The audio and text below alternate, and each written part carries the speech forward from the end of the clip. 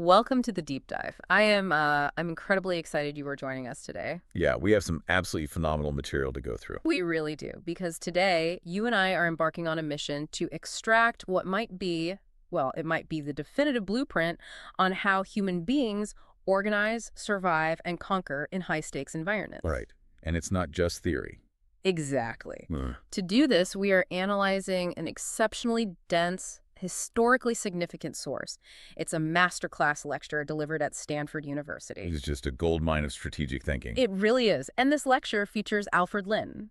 For those who don't know, he's a legendary venture capitalist from Sequoia Capital, former executive at Zappos, and he's presenting alongside the co-founder and CEO of Airbnb, Brian Chesky. A powerhouse duo, honestly. Seriously. So our goal today is to deconstruct their battle scars and their philosophies to understand what actually makes an organization unbreakable. It is a phenomenal piece of source material.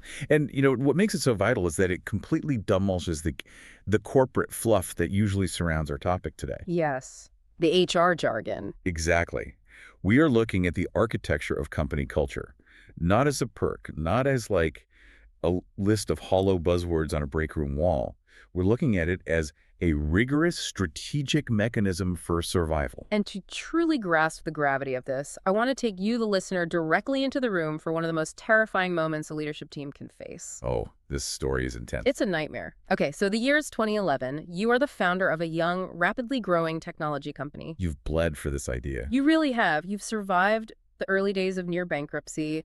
You've taken the ridicule of the market, and you've pushed through the grueling, sleepless nights required to finally gain traction. The hardest part of the startup phase. Right. You are just beginning to see the curve of exponential growth. Huh. And then you wake up one morning to find a highly coordinated, incredibly well-funded corporate assassination attempt aimed squarely at your chest. It's just out of nowhere. Across the Atlantic, a notorious European incubator run by the Samwer Brothers has placed a giant target on your back. And for those who might not be familiar with their tactics, the Samwer Brothers operated with a very specific kind of ruthless mechanical efficiency. Corporate mercenaries, basically. That's exactly what they were. Their business model was essentially corporate cloning. They would identify a successful American startup, copy its website pixel for pixel, Literally identical. down to the code. Yep, yeah. Then they deploy massive amounts of capital to hire hundreds of people in a matter of weeks before the original American company even had a chance to buy, like, a French or German domain name. It's brilliant but brutal. They were the ultimate corporate mercenaries. Exactly. So they launch Wimdu, which is an exact clone of Airbnb. And once they have this stranglehold on Europe, they come to Brian Chesky and his team with a brutal, simple ultimatum. Why us out? Right. Buy us out for an exorbitant sum of money and absorb our massive European operation into your company. Or else, if you refuse, we will take our heavily funded clone, expand globally, and crush your entire enterprise into dust. I mean, it is the absolute definition of an existential crisis. It forces a young leadership team into an incredibly precarious corner. Because if you just look at the math, Exactly. If you analyze this situation using pure, pragmatic, cold-blooded business mathematics, the answer is blatantly obvious. You buy them. you just read the check. You buy them, you absorb the clone, you instantly eliminate your biggest threat, and you acquire a massive European footprint overnight. You secure your global ambitions. It's the safe play. It is the safe, rational play. It is the exact move that almost any traditional board of directors or venture capital firm would relentlessly pressure a CEO to make. But what if you reject that logic? What if you look at that mathematically sound business decision and you just walk away? Which sounds insane. It does. But what if you make that choice not based on financials, not based on market share, but based entirely on something that the majority of the corporate world dismisses as soft, fuzzy, HR-driven nonsense? Based on culture. Right. What if you risk the entire future of your globally expanding empire based on a singular, uncompromising commitment to your internal company culture? It's a massive gamble. That is the exact scenario Airbnb faced. And their response fundamentally redefines how we must understand culture in the modern world. It proves that culture dictates whether an organization scales to global dominance or collapses under the pressure of hostile competition. To understand how they actually made that decision, though, we first have to strip away the corporate jargon. Okay, let's do it. During his Stanford presentation, Alfred Lin poses a trick question to the audience. He asks them to define company culture. And of course, it's a room full of students. Right, so naturally, the students offer up variations of a shared set of values or the company The mission. textbook answers. Exactly. But Lin pushes past that superficial layer. He defines company culture as the everyday core values and actions of each member of the team in pursuit of the company's mission. The operative word there being every day. Yes, every day. It is not what you claim to be on a poster in the break room. It is the aggregate reality of how your people behave, what they prioritize, and how they make decisions when the founders are not in the room. Lynn introduces a quote from Mahatma Gandhi during the lecture that I think brilliantly illustrates the mechanics of how this actually forms. It's a great progression. It really is. The quote outlines it like this: "Your beliefs become your thoughts. Your thoughts become your words. Your words become your actions. Your actions become your habits. Your habits become your values. And your values become your destiny." It is a profound philosophical progression. But, when applied to organizational theory, it becomes a literal structural blueprint. How so? Well, what Lin is illustrating is that destiny, meaning the ultimate outcome, the scale, and the impact of a company, is not achieved through strategy alone. Right, strategy isn't enough. Destiny is just the final link in a long chain that begins with invivable internal beliefs. If you lack a strong, meticulously designed culture, your organization simply cannot pursue its destiny. Because the foundation isn't there. Exactly. It lacks the foundational first principles required for collective decision-making. Okay, let's unpack this for a second. It's like building a massive, gleaming skyscraper. You can obsess over the tint of the windows, the speed of the elevators, and, the Italian marble in the lobby. The aesthetic stuff. Right. You can build it incredibly high. From the outside to the public and to investors, you look like a towering success. But if you completely ignored the structural integrity of the foundation while you were building it, the very first major storm is going to take you down. A market crash, a PR crisis. Or a hostile competitor like the Samwer Brothers. The first storm will topple you instantly. There is nothing anchoring the structure to the ground. That analogy perfectly captures this systemic risk. When a crisis hits a company without a strong foundation, the organization will inevitably fracture. People panic. Exactly. Because without a shared belief system, different factions will make decisions based on conflicting personal incentives, panic, or just short-term gains, rather than relying on a unified, habitual value system. And Lin gives a really great warning about this. He compares culture to fitness. The crash diet analogy. Yes. He says it has to be a daily habit. You can't treat your culture like a crash diet. Which so many companies do. They do. You can't ignore it entirely while you focus on revenue growth, let the organization become toxic and out of shape, and then suddenly try to fix it with a weekend retreat when things go horribly wrong. Because you cannot retroactively inject a value system into an organization that has already habituated terrible behavior. The bad habits are already locked in. Right. It requires persistent daily operational discipline. If you view culture as a secondary initiative, something you just outsource to human resources while the real leadership focuses on product development, you are actively coding failure into your organizational structure. It's a fatal flaw. Lin emphasizes that culture provides a definitive, non-negotiable list of what not to do. It dictates precisely who you should not hire and who you must not retain. It's essentially an organizational immune system. It actively identifies and rejects anything that doesn't match the host's blood type, so to speak. That's a great way to put it. But the fascinating challenge for any leadership team is how you actually discover those core beliefs in the chaotic, desperate, resource-starved early days of a company. When you're just trying to keep the lights on. Exactly. You don't usually sit in a boardroom on day one and philosophize about global impact. You're usually just trying to survive the week. Which brings us perfectly to the origins of Airbnb and Brian Chesky's story. This is wild. The reality of Airbnb's birth is so far removed from the polished, multi-billion-dollar hospitality behemoth we know today. It wasn't born out of a grand, world-changing vision to redefine global travel. Not at all. It was born out of sheer, unadulterated financial panic. It's almost comical. Chesky had just moved to San Francisco. He had exactly $1,000 in his bank account, and his portion of the rent was $11,150. He was literally in the red on day one. Mathematically insolvent from the moment he arrived. So he and his co-founder, Joe Gebbia, realized that a massive international design conference was coming to the city, and all the hotels were entirely sold out. Supply and demand. Pure desperation. So they pulled 3 inflatable airbeds out of a closet, set them up in their living room, and called it the Airbed and Breakfast. What is remarkable is how that initial act of desperation laid the groundwork for their entire corporate philosophy. Totally. Chesky mentions in the lecture that he had promised his parents, who were social workers, that he would get a safe job with health insurance. And Instead, he found himself charging strangers to sleep on a piece of plastic on his floor. But by solving their own immediate, visceral problem of making rent, they accidentally stumbled into a concept that had vast, hidden potential. But uncovering it was not easy. No. Uncovering that potential required surviving a prolonged period of intense rejection. And the rejection was absolutely brutal. They were introduced to 15 different venture capitalists in Silicon Valley. They were offering 10% of their company for just $150,000. Which is pennies today. A steal. All 15 investors said no.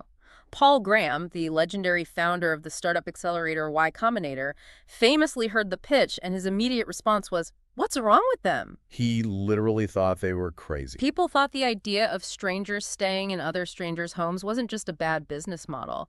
They thought it was borderline psychotic. Who would do that? Right. The trust factor wasn't there yet. Exactly. So they launched the site, and a year later, they are getting maybe 100 visitors a day and exactly 2 bookings. They are drowning in credit card debt.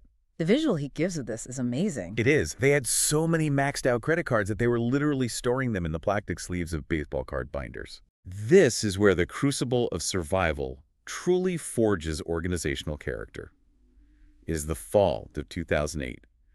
The Democratic and Republican national conventions are happening. A huge opportunity. They need to provide housing for the influx of people, but the website is generating virtually zero revenue. They are entirely out of capital. So they pivot to an idea so absurd it borders on genius. I love this story so much. They decide to create and sell collectible, politically themed breakfast cereal. Obama owes the breakfast of change, and Captain McCain's a maverick in every bite. It sounds like a late-night joke, but it was a matter of corporate life and death. And remember, we are just imparting the historical reality of this isn't a political statement from them. It was just pure survival economics. Oh, absolutely. They cold called General Mills to see if they would make it, and General Mills basically threatened them with a restraining order. Do not call us again. Right. So they found a local Rhode Island School of Design alumni who agreed to print 1,000 custom cardboard cereal boxes. They assembled every single box by hand in their apartment. With hot glue guns, if I remember correctly. Yes. They sent them to the press, got on national television, and sold $40,000 worth of breakfast cereal. To put that in perspective, in the entire year of 2008, their actual technology platform, Airbnb, made $5,000. That math is staggering. Their side hustle selling novelty cereal made 8 times more money than their core business. If we analyze this psychologically, this event transcends a mere survival tactic. It becomes the mythological bedrock of their internal culture. It's their origin story. Exactly. Chesky translates this specific experience into Airbnb's second core value. Be a serial entrepreneur. Yes, it's a pun on the word serial, but the underlying principle is critical. Severe constraints breed unparalleled creativity. You have to get creative when you have nothing. Right.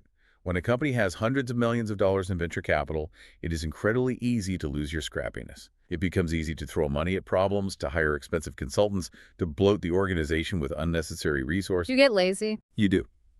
By elevating the serial story to a core value, Chesky is institutionalizing the mindset of a cockroach, the unkillable startup that can survive a nuclear winter.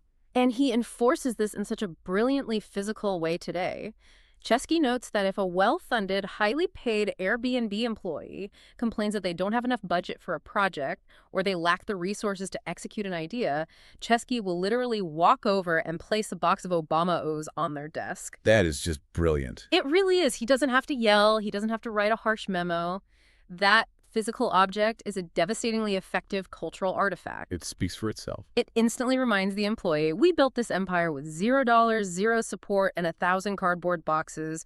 Do not tell me you cannot solve this problem with the massive resources you have now. It permanently injects that frugal, scrappy DNA into the everyday workflow. Right. That is a masterclass in operationalizing an abstract concept.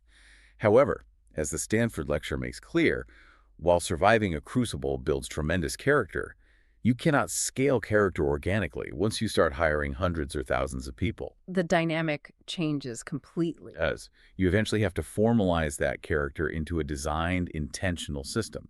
You have to transition from the chaotic mechanics of survival to the rigorous mechanics of cultural architecture. Which brings us to a fascinating psychological framework that Chesky and Lin discuss, the parent-child analogy. This is a really profound way to look at a business. It is. They argue that the founders of a company are the parents, and the company itself is the child. It's a very intimate, almost vulnerable way to look at a corporate entity. And very accurate. The theory is that a child will inevitably manifest the behaviors, the dysfunctions, and the relationship dynamics of its parents.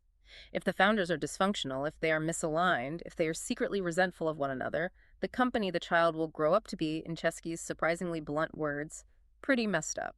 It's a highly accurate assessment of organizational pathology. And it leads to a profound realization. A parent naturally wants their child to outlive them. Of course. It is a tragedy for a parent to outlive their child, and Chesky felt it would be an equal tragedy for the founders to outlive Airbnb, to watch it rise rapidly, burn brightly, and then collapse because it lacked the structural integrity to endure past their direct daily involvement. So it has to be designed. Yes. To ensure the company outlives the founders, the culture must be explicitly and intentionally designed.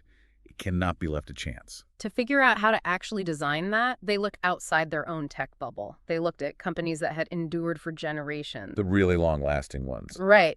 Chesky points out that organizations with profound longevity always share a common trait.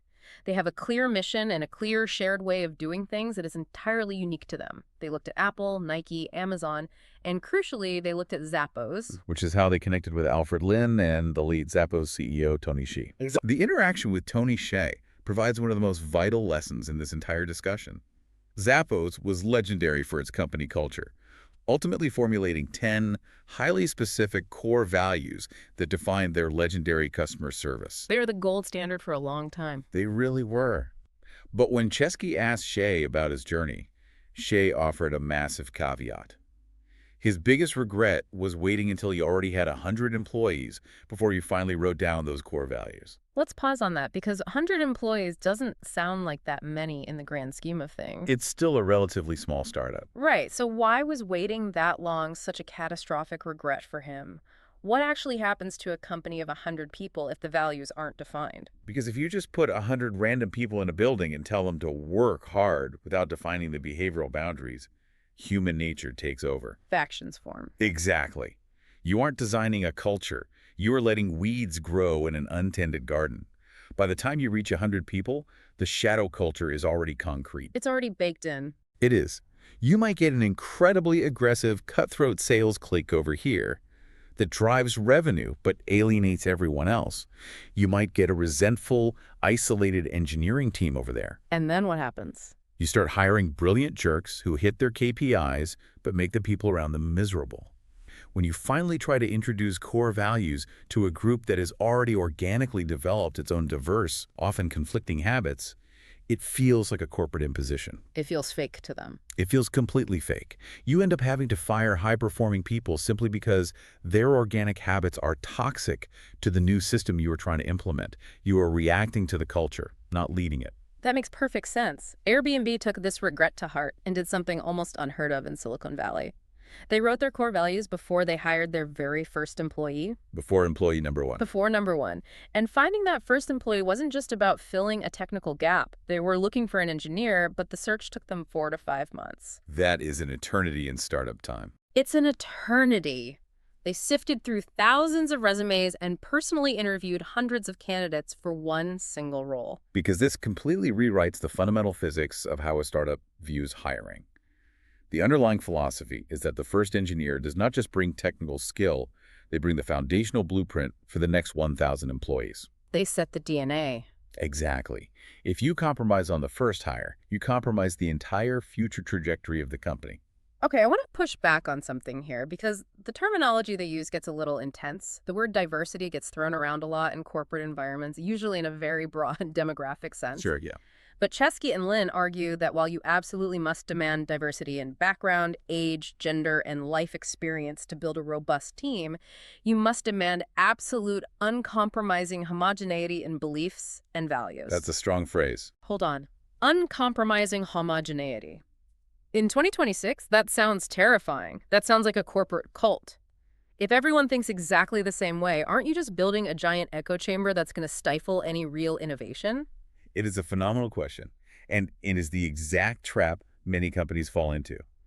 But that is precisely why we have to separate diversity of experience from homogeneity of mission. Okay, clarify that. Lin and Chesky are not advocating for an echo chamber of ideas. They want people who look at a problem from wildly different perspectives. The artist, the engineer, the veteran, the recent graduate. You need that clash of perspectives. You need cognitive friction to innovate. But they must share the exact same fundamental principles about how human beings should be treated, how conflicts should be resolved, and what the ultimate purpose of the organization is. So the foundation is identical. Exactly. If you have diversity of values, you do not have a company, you have a collection of warring factions. The homogeneity of beliefs is the glue that allows demographic and experiential diversity to function collaboratively rather than destructively. That makes sense. It's the difference between arguing over the best way to build the ship versus arguing over whether the ship should be built at all. Perfect analogy.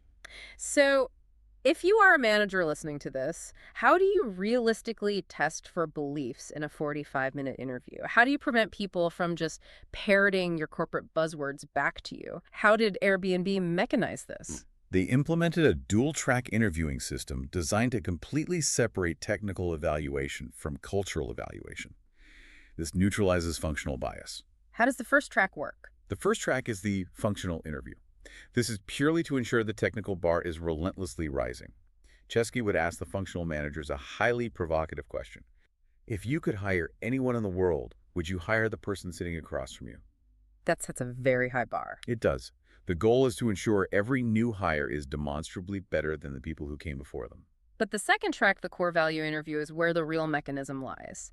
They mandate that the interviews for this track are strictly, deliberately outside of the applicant's department. This is so important. It really is. So if you are interviewing to be a senior software engineer, the person evaluating your cultural fit will absolutely never be another engineer. They might be from marketing or customer service or the legal team. This is a profound structural safeguard. Let's look at the psychology of an interview. If a lead engineer interviews another engineer and the candidate is a technical genius, a 10x coder who can solve algorithms in their sleep, the interviewing engineer will naturally be blinded by that talent. To want that easy win. They want that person on their team to make their own life easier. They will consciously or subconsciously overlook toxic personality traits, arrogance, or a misalignment of values because they are so seduced by the candidate's functional utility. They will excuse the bad behavior because the code is flawless. Exactly. But by mandating that a non-technical employee conducts the core value interview, you strip away the camouflage of talent. Because they can't evaluate the talent. Right. The marketing associate interviewing the genius coder cannot be dazzled by the code. They don't understand the code. Therefore, they are forced to evaluate the candidate purely on their humanity, their empathy, their patience in explaining complex topics, and their genuine adherence to the mission. It's an immune system check. It acts as exactly that, ensuring that sheer talent never blinds the company to a toxic personality that could infect the broader team. And the questions they use to test this are intense. To test their core value of champion the mission, Chesky used to ask candidates, if you had a year left to live, would you take this job? Which is a remarkably extreme psychological stress test to drop on someone in a conference room. It is. And Chesky admits he actually had to amend it to 10 years left to live. He realized that if someone only had 1 year left to live and they chose to spend it coding a website instead of being with their family or traveling the world, they were probably a sociopath, and he definitely shouldn't hire them. Yeah, that's a red flag.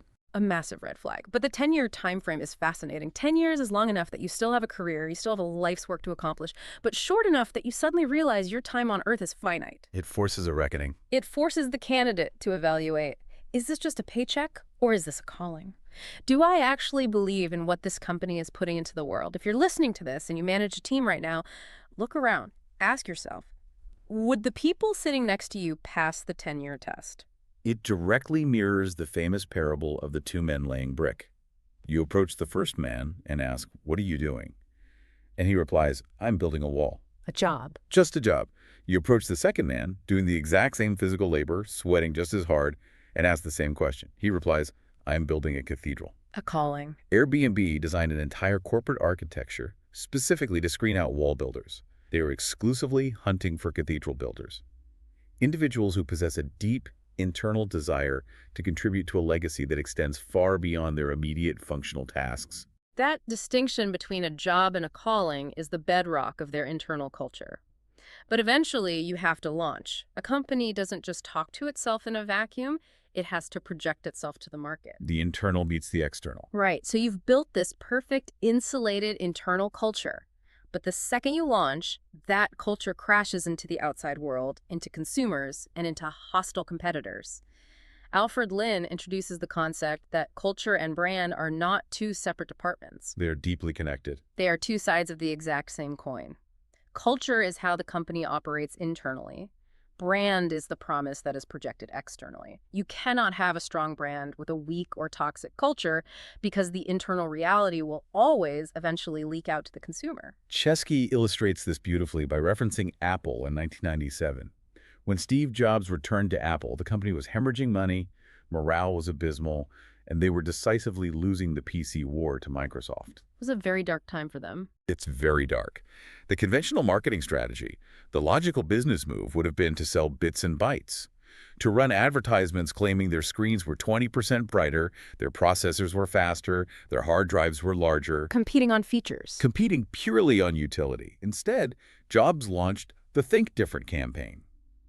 He didn't sell a machine, he sold a belief system. Here's to the crazy ones. Exactly. He sold the core value that people with passion can change the world. He took the internal culture of Apple's visionary design and engineering teams and projected it outward as a brand promise. And Airbnb had to go through a similar evolution to discover what their actual brand promise was. In the early days, their messaging was entirely functional. Their tagline was essentially, forget hotels, save money with Airbnb. It was utility. It was cheap lodging. But they realized that framing actually undercut the real magic of the product. And they discovered this magic not in a corporate brainstorming session, but through a user named Sebastian. The story of Sebastian is a perfect example of allowing your users to reflect your culture back to you. Tell us about him. In 2012, Chesky met Sebastian, a 50-year-old man who worked as a security guard in London and hosted people in his home on Airbnb. Sebastian told Chesky that before Airbnb, he felt somewhat invisible, isolated in a massive, bustling city. Which is so common in a metropolis. It is. But through hosting, the world was literally coming to his doorstep. He was making connections, sharing his life with travelers, and feeling seen. Sebastian revealed that the real product Airbnb was facilitating wasn't a cheap bed. It was a sense of belonging. That is an incredibly powerful emotional hook, belonging anywhere. But recognizing that your core mission is to provide a sense of belonging is beautiful in theory.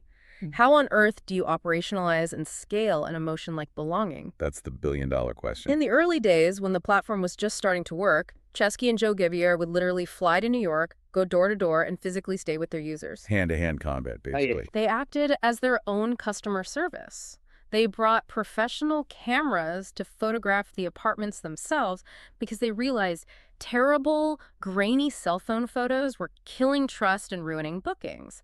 They did things that were wildly unscalable to figure out the perfect experience for just one person. This highlights the central tension of scaling a business. You can control the culture when it's just two founders sleeping on a user's couch. You have total control. But how do you maintain that standard of belonging when you have 5,000 global photographers, millions of users, and you are operating in thousands of cities? As Airbnb experienced hypergrowth, they encountered a dangerous cultural dilution. The platform was open to anyone. Because the platform was an open marketplace, it began attracting hosts who did not care at all about the core values, who didn't care about belonging. They were mercenaries.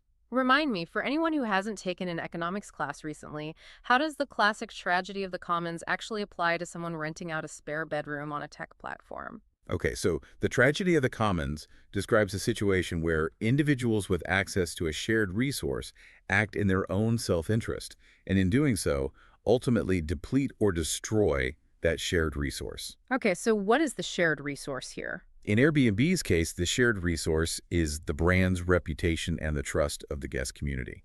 The mercenaries, let's call them digital slumlords, were simply using the platform as an arbitrage tool. Just to extract cash. Exactly. They would lease a dozen cheap apartments, furnish them with cardboard furniture, provide terrible, sterile, or even hostile experiences, and extract maximum profit. They're drafting off the trust the good hosts built. They benefited from the trust Airbnb had built, but they were actively destroying that trust with every bad stay. If left unpoliced, the mercenaries will always drive out the missionaries, and the shared resource, the brand, is destroyed. So they had to institutionalize their values. They couldn't just rely on good faith or a nice slogan anymore. They introduced the Superhost program. A structural defense mechanism. And this wasn't just a shiny digital badge to make people feel good. It was a ruthless structural mechanism. How did the algorithm actually work to enforce culture? The Superhost algorithm mechanically quantified the abstract concept of belonging. It evaluated a host mathematically. Are you responding to messages within 24 hours? Are your reviews consistently maintaining a 4.8 average? It tracked behavior. Exactly. Are you honoring your commitments, or are you canceling on guests at the last minute because you found a higher paying renter? If you hit these metrics, which proves you're acting like a missionary, the algorithm financially rewarded you. It pushed you to the top. It pushed your listing to the top of the search results, increasing your revenue. Mm. If you failed to meet these standards, you were algorithmically penalized and pushed to the bottom. They forced the culture. They had to aggressively prune their user base, actively kicking off hosts who are highly profitable but culturally toxic in order to protect the ecosystem. Which is incredibly hard to do when you have investors demanding higher revenue every single quarter. And that internal and external struggle to protect the culture perfectly sets the stage for the ultimate test of their corporate philosophy. The true crucible. Which brings us all the way back to the terrifying cold open we discussed at the beginning of this deep dive, the Samwer Brothers. The pixel-for-pixel clone in Europe, the gun to the head. Let's put ourselves back in that room. It is 2011. The Samwer Brothers have unleashed Wimdu. They've raised tens of millions of dollars.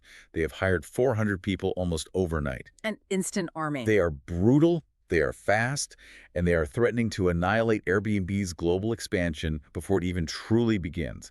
They demand a massive financial buyout to fold their operation into Airbnb. And again, the pressure to just pay them must have been immense. You are Brian Chesky. Yeah. You are sitting with your co-founders and your investors. As we established, the logical, pragmatic MBA textbook answer is crystal clear.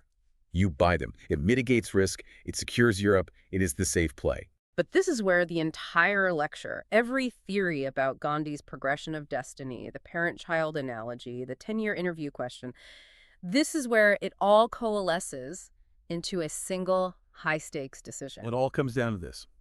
Chesky and his team analyzed the Samwer Brothers not through the lens of market share or financial modeling, but entirely through the framework of culture.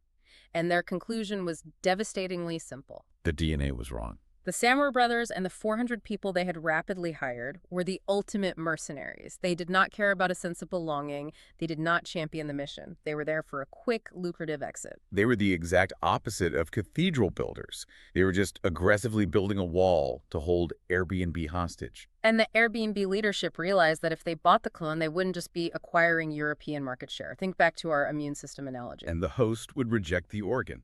Exactly. If they absorbed Wimdu, they would be violently injecting an organ filled with 400 highly aggressive mercenaries directly into the body of their carefully curated missionary culture. The blood types did not match. It would have been a fatal organizational infection. The toxic behaviors would spread, the core values would fracture, the unified belief system would shatter into warring factions, and the company would eventually destroy itself from the inside out. Europe might be secured in the short term, but the destiny of the company would be ruined. So they did the unthinkable. They looked at the Samwer Brothers, they looked at the ultimatum, and they walked away. They refused the buyout. It was a monumental risk. Yeah. They chose the infinitely harder path. They really did. They decided to trust the foundation they had spent years pouring. They believed that a unified team of missionaries, bound by a deeply held set of core values and a genuine mission to create belonging, could ultimately out-endure, out-innovate, and out-execute a bloated army of well-funded mercenaries. And history proved them correct. It absolutely did. Airbnb deployed their own teams to Europe. They fought block by block, city by city, and they won. Not because they had more money initially. No, because Their internal culture produced a superior product, a more resilient team, and a genuine brand promise that mercenaries simply could not fake. It is the ultimate vindication of Alfred Lin's thesis. Culture is not an HR initiative. It is not soft. It is a critical, rigorous, strategic weapon. It is the armor that protects a company when the market turns hostile. That's the real lesson here. Let's summarize the massive takeaways from this incredible source material. Whether you are prepping for a boardroom meeting, launching a scrappy startup out of your living room, or just trying to manage a small team within a massive corporation, the lesson from Chesky and Lin is absolute. It's universal. Culture does not pay off in the short term. In fact, in the short term, it slows you down. It makes hiring agonizingly slow. It forces you to turn down easy money. It forces you to walk away from pragmatic compromises. Well, long term. But if you want your endeavor to endure, if you want to build a cathedral instead of just a wall, culture is the only foundation that matters. It is the only thing that guarantees your values become your destiny. The fascinating takeaway for all of us is to look at our own teams, our own projects, and ask the hard questions. They're a really hard question. Are we operating like missionaries or mercenaries?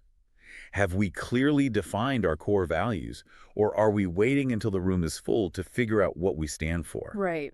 Are we aggressively screening for shared beliefs, or are we being blinded by someone's raw functional talent? The blueprint is here. The application is up to you. We've spent this entire deep dive exploring how a company builds an unbreakable internal culture, how it forces a homogeneity of belief to create a unified machine, and how it projects that culture outward as a brand promise to the world. It's a complete ecosystem. It is. But consider this: what happens when your fiercely protected, intentionally designed, uncompromising internal company culture inevitably collides with the diverse, deeply entrenched, centuries-old societal cultures of the 190 different countries you operate in. That's a whole different battlefield. Can a singular corporate value system seamlessly overwrite local societal norms? Or does the company's internal culture eventually have to compromise, fracture, and adapt just to survive the complexities of the real world? It's a massive challenge. Just something to think about. Thank you for joining us on this intellectual journey into the architecture of culture. We'll see you on the next deep dive.